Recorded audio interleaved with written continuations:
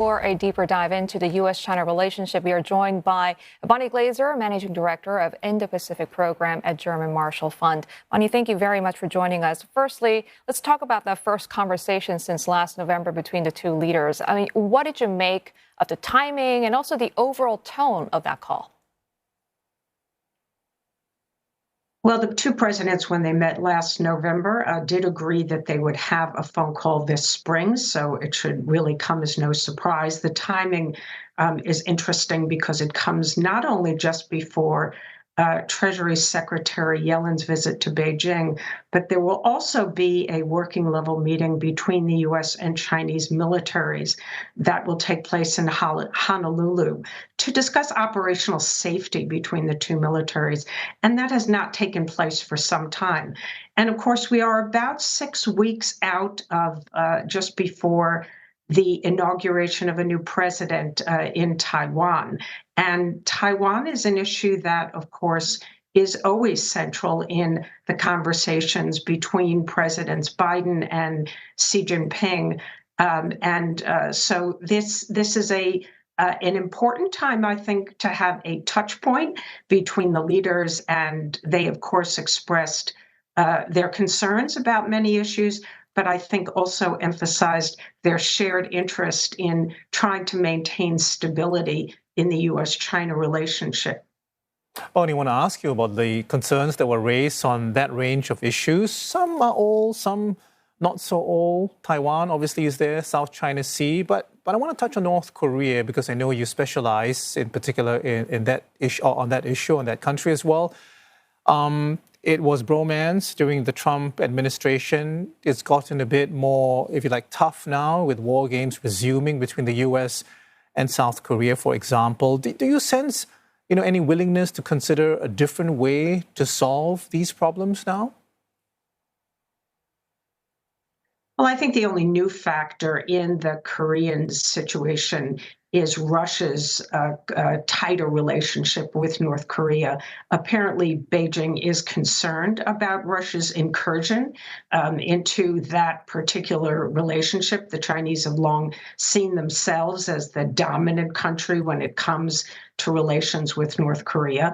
But so far as I understand it, that really has not opened up any new opportunities for the United States to work with China to put pressure on North Korea to get them to resume some dialogue, to cut back on some of their provocative activities.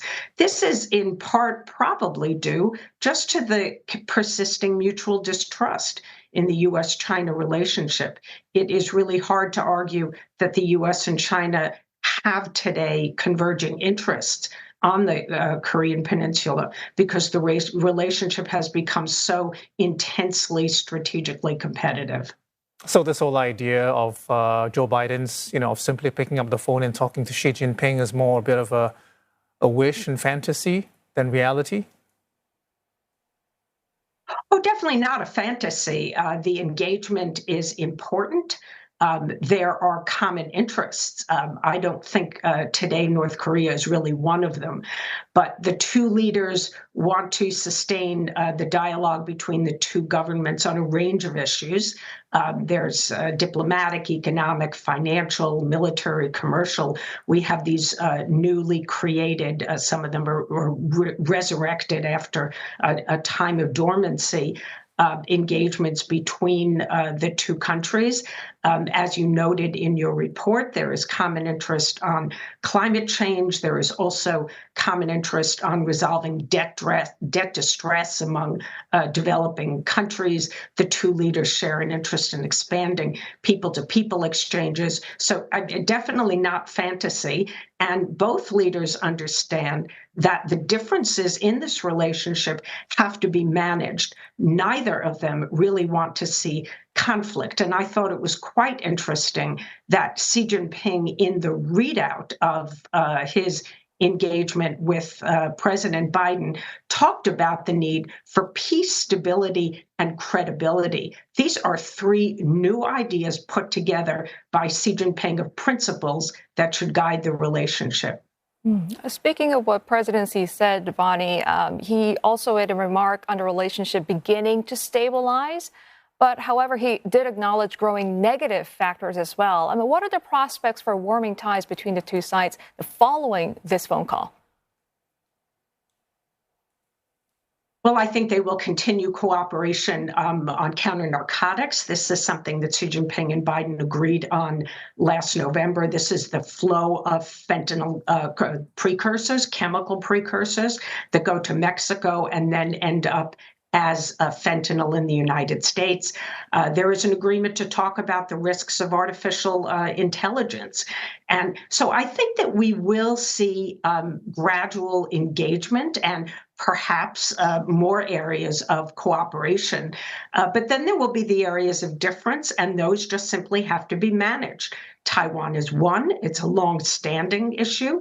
But as the change in leadership takes place in Taiwan, this is especially important.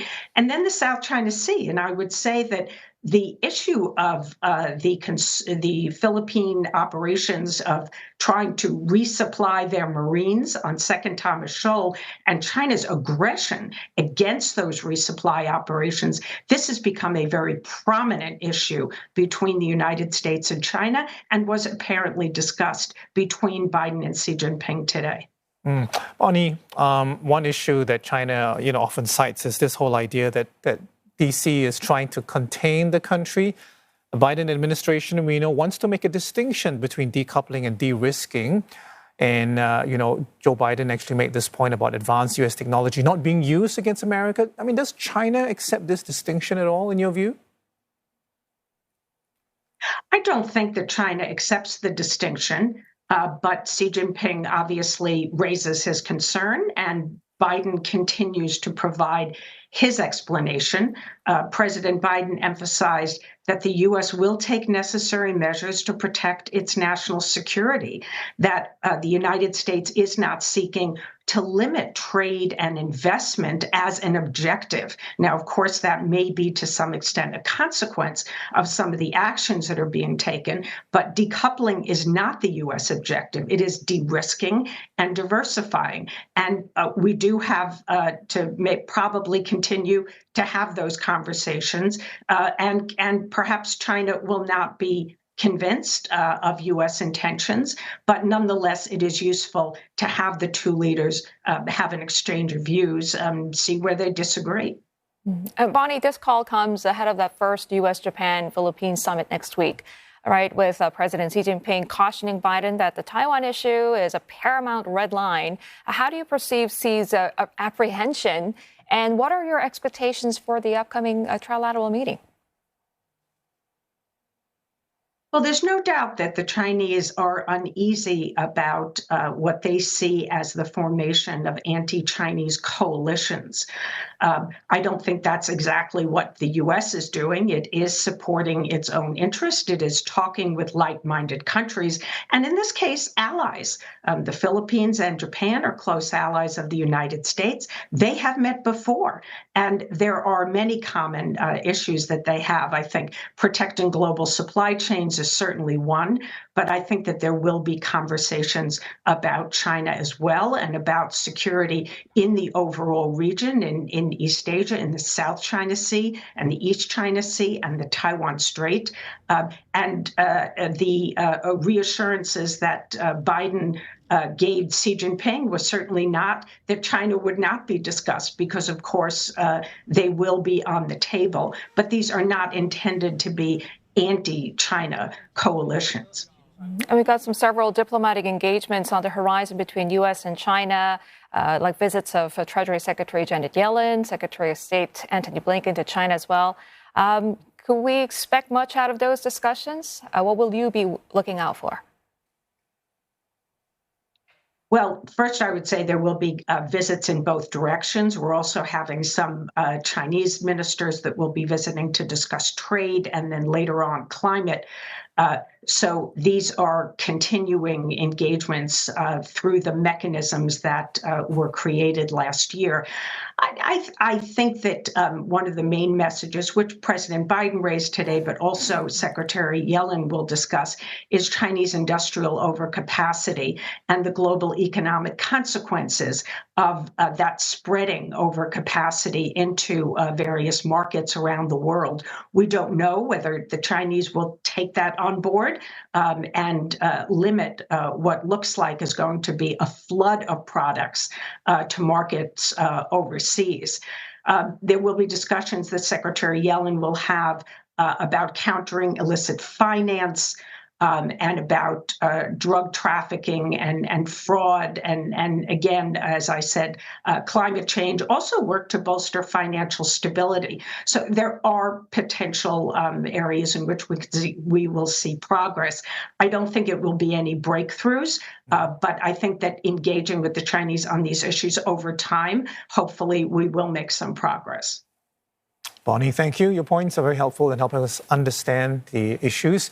Bonnie Glaser, Managing Director of the Indo-Pacific Program at the German Marshall Fund. Thank you.